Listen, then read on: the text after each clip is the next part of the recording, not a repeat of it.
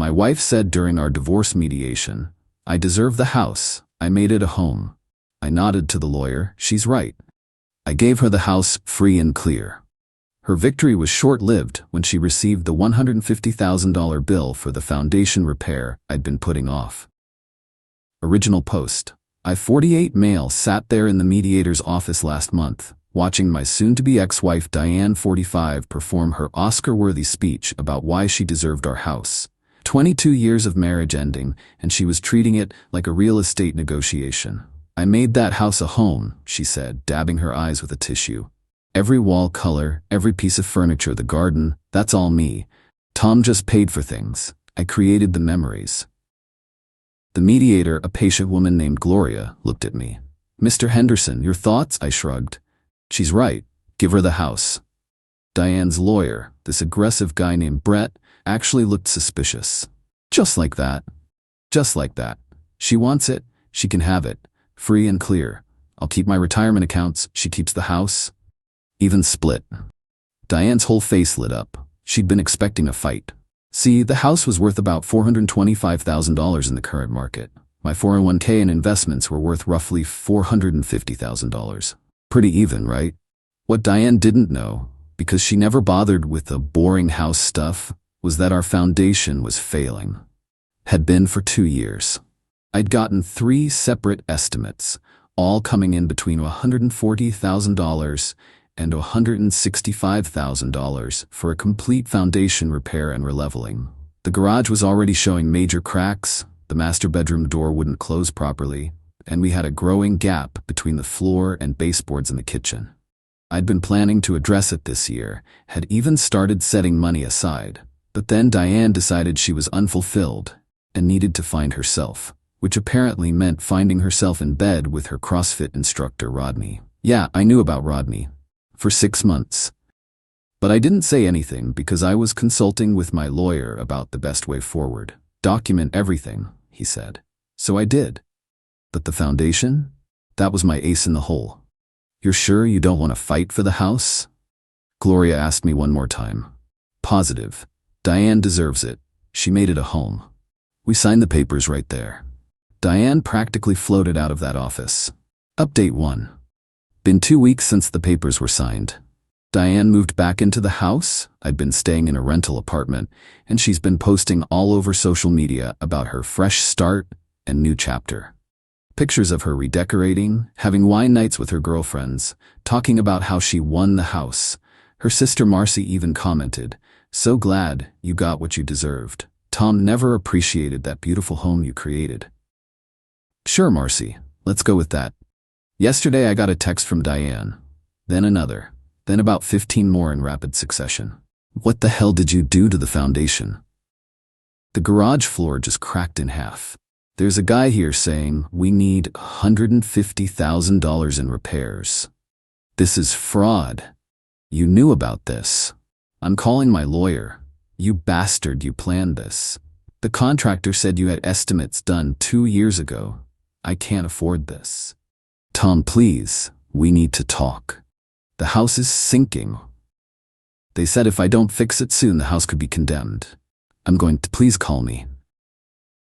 "This isn't funny," I didn't respond.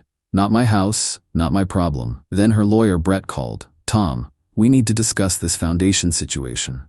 "What foundation situation?" "Don't play dumb. Diane's hired a structural engineer. The house needs immediate repairs." "Okay? She wanted the house. She got the house, as is. It's all in the paperwork. You had a duty to disclose. Check the divorce settlement, Brett. Page 17, Section 3. Property to be transferred as is, with all existing conditions, known or unknown. Your client signed it. You witnessed it." Long pause. "You son of a..." "Brett, I gave her exactly what she asked for. The house she made a home. If she'd bothered to get an inspection, or maybe asked me about the stack of contractor estimates in my filing cabinet, or even just wondered why some doors stopped closing properly, she might have known. But she was too busy with Rodney to notice the house was literally falling apart. Kind of metaphorical, don't you think?" He hung up. Marcy called me next. "Tom, you need to help Diane with the house repairs." "Why would I do that?" "Because it's the right thing. You were married for over 20 years. were being the operative word. She ended it. She wanted the house. She got it. She can't afford $150,000 in repairs. Then she should sell it. She can't sell a house with foundation problems. Sure she can, just has to disclose them and take a massive loss. Maybe $200K if she's lucky, but hey, at least she'll have something. You're evil. I'm practical. By the way, how's Rodney handling all this? He moving in to help with the repairs? She hung up. Update 2. The escalation has been something else. Diane tried to go back to the mediator, claiming I'd hidden assets, the foundation issue. Gloria reviewed the paperwork and basically told her that as is means as is. Diane apparently cried for an hour in the parking lot. Then came the social media campaign. Diane posted this long sob story about how I'd sabotaged her fresh start, how I was an abusive narcissist who'd planned this all along. Some of her friends bought it, but others were skeptical. One of them, Janet, actually commented, "Wait, didn't you have a home inspection when you took ownership?"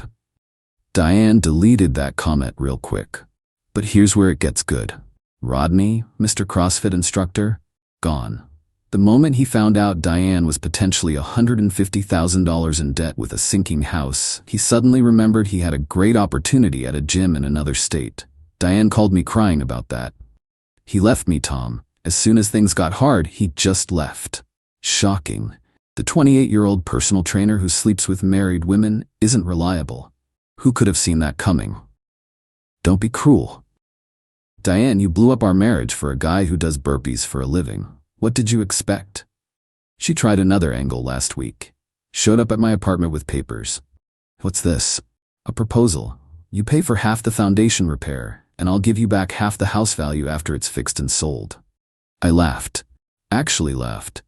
So you want me to pay $75,000 to fix a house I don't own, then get back maybe $200,000 from a sale, when I could just keep my money and do nothing? It's only fair.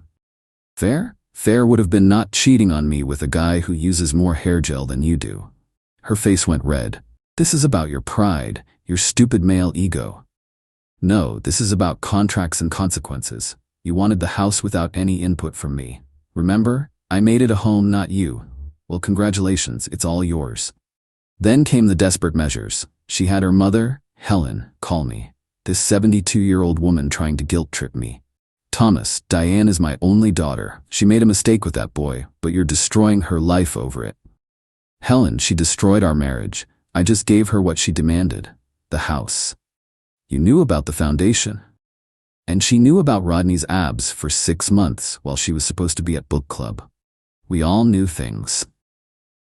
Please, Thomas, she can't afford this. Then she needs to figure it out.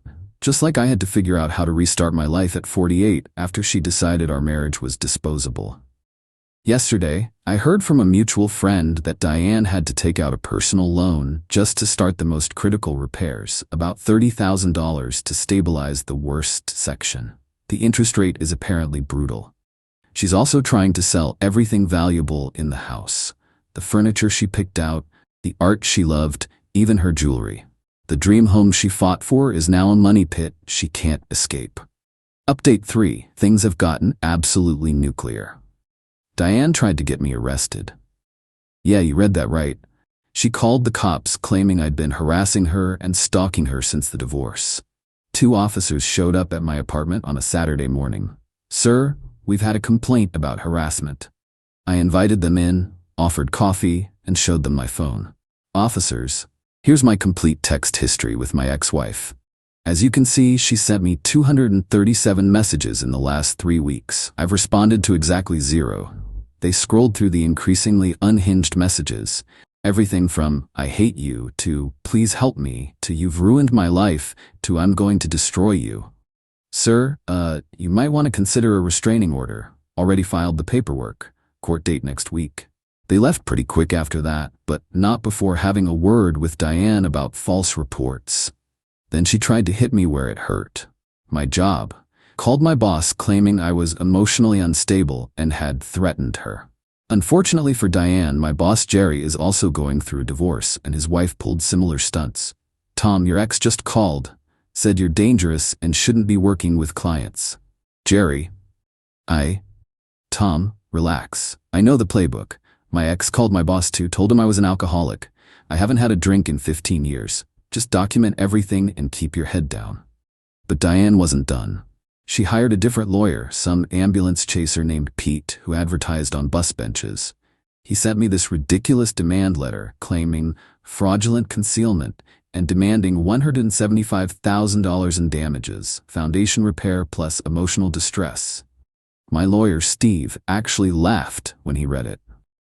Tom, they have no case. The disclosure laws for divorce property transfers are different than regular real estate sales. You had no legal obligation to tell her about the foundation. She had every opportunity to inspect the property she was fighting for. So what do?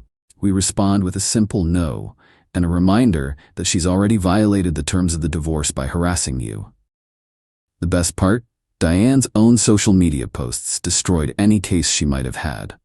All those victory posts about winning the house, about how she deserved it, about her fresh start, they showed she wanted the house and got exactly what she asked for. Then came the rock bottom moment. Diane's mother Helen called me again, but this time she was different. Quiet, defeated. Thomas, I need to ask you something, and I need you to be honest. Okay, did you know about the affair before the divorce? Yes, 6 months. Long silence. Why didn't you say anything? Would it have mattered? Diane had made her choice.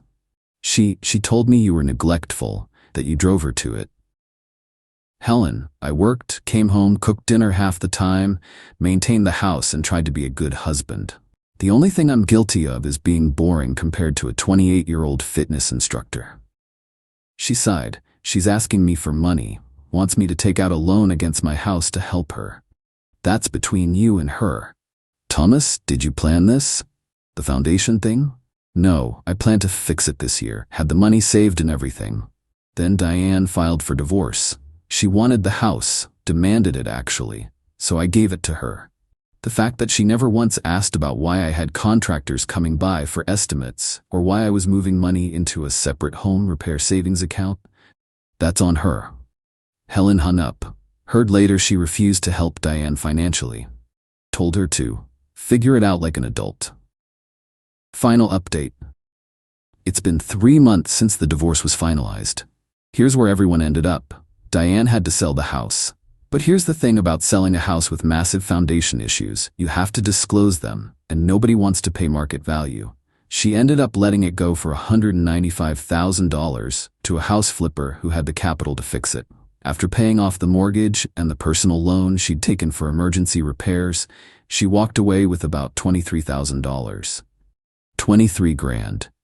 From a house she thought was worth $425,000. She's living in a 1-bedroom apartment now, the kind with thin walls and a parking lot view. Her Instagram went from living my best life posts to complete radio silence. Rodney posted a picture with his new girlfriend last week. She looks suspiciously married. Some people never learn. Diane's friends have been split. Half still think I'm evil incarnate.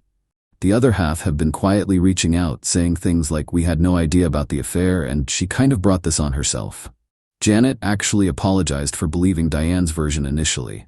Tom, I'm sorry. She made you sound like this terrible person. But you just gave her what she asked for, didn't you? Exactly what she asked for.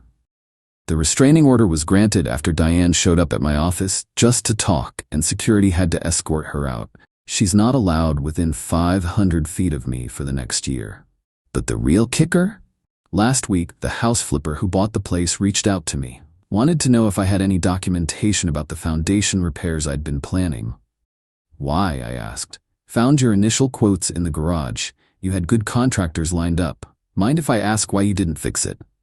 Was planning to. Then my wife filed for divorce and demanded the house. Seemed like a waste to fix it just to hand it over. He laughed. She didn't get an inspection? Nope, too confident in her victory. Expensive mistake. I'll make about $200 profit after repairs. Good for you. You know, he said, in 20 years of flipping houses, I've never seen someone shoot themselves in the foot quite like this. She had you willing to fix it. Had a house that would have been worth $450 easy after repairs and threw it away for what? Pride? Pride and a personal trainer named Rodney. Hope he was worth it. Narrator, he wasn't.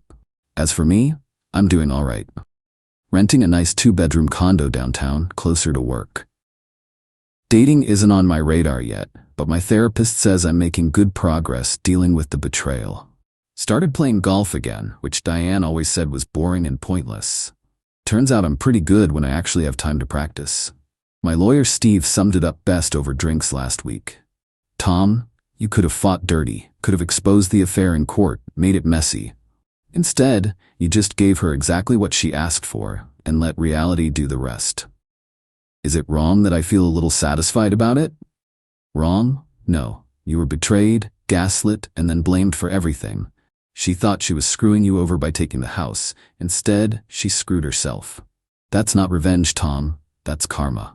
Got one last text from Diane last month before the restraining order kicked in. I know you hate me, but I need you to know I'm sorry. For everything. I threw away a good marriage for nothing.